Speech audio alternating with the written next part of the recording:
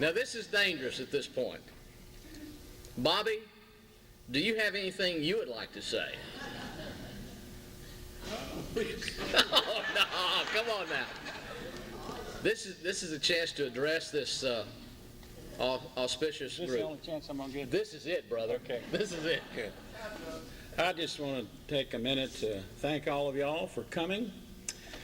I certainly appreciate everyone that made the effort to come out tonight, and especially the money you had to pay in order to come. It's been a wonderful time, and I hope you have enjoyed it as much as Joanne and I have.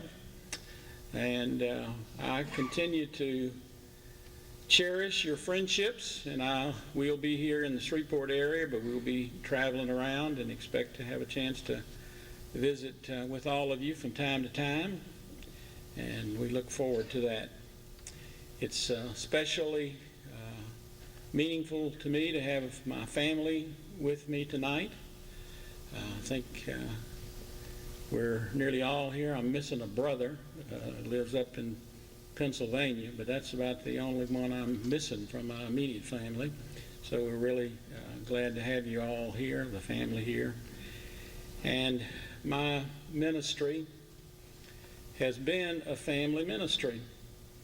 The kids were as much a part of the ministry as Joanne and I were, in terms of the witness that we tried to make as a family for what we stood for, what we believed was important, what we thought was Christian. And it was always a great thrill to me and an encouragement to me, the kind of ways in which my whole family had a sense of what we were about. That's very, very meaningful for me.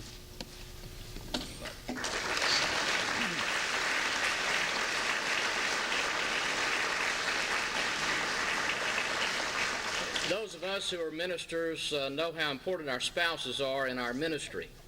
If it weren't for our spouses, many of us would have moved a long time ago.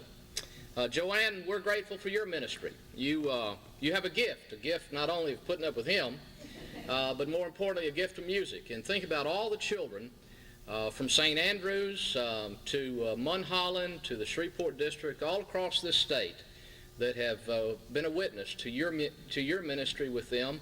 And we want to say a word of appreciation to you. And also, would you like to say something?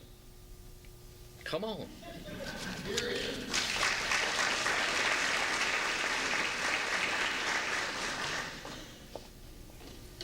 Many of you know that I'm a PK, that's a preacher's kid, as well as a PW, and said I would never marry a minister, but then I decided to do that. And when we were moving to New Orleans from being in Alexandria 2 years as associate, we crossed I had lived in New Orleans as a child when my father was the minister down there. And we were moving to a new part of New Orleans that wasn't even there when I lived there as a child. And we crossed the Industrial Canal, and I turned to Bobby and I said, "Are you sure you know what you're doing?" And I thought, well, he's going to need some help. So, of course, I was having children, and we were having a family, and I wasn't working out of the home other than in the church. And I started giving him suggestions. Well, I think this would be a good idea, or that would be a good idea. Now, I don't know if you've had trouble with that or not in your dealings with him, but it doesn't work for me. I don't know how to do that very well. I'm not a good manipulator. It's all out front. So I found out very quickly that I had to have my own thing to do, outside the church even. I could do a lot in the church, but I had to be away also. So I did. I taught music in public schools. I went back to school and did that, and I considered that my ministry. I really did. And I have loved living all over Louisiana as a child and as an adult. And people have asked me through the years where my favorite place to live is, and I always say it's where I am. And that was always my home, where I lived at the time.